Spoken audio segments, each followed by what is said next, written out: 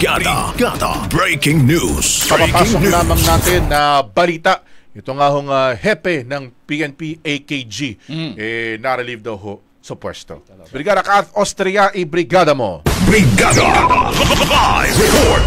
Brigada Gab and Brigada Abner, kapapasok lamang na impormasyon, administrative relief. Itong si Anti-Kidnapping Group Director Colonel Elmer Ragay, epektibo yan kahapon.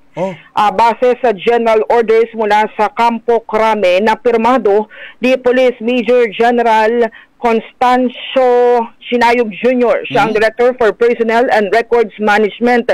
Kung matatandaan ay merong Chinese na na-rescue dyan sa Paranaque matapos kidnapping sa Taguig at under investigation nung kasi sa mga impormasyong nakakalap natin ay di umano pa lamang ito, Brigada Gab and Brigada Abner, ay hindi raw ang PNP AKG ang nakarescue dito sa 14-year-old na biktima.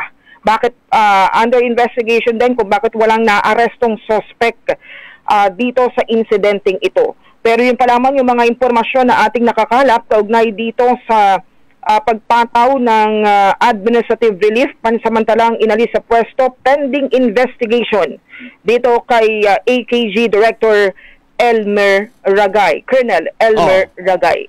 Alam na muna ang update mula sa Philippine National Police in the heart of changing lives. Ito si Brigada Kath Austria ng 105.1 Brigada News from Manila, the Music and News Authority.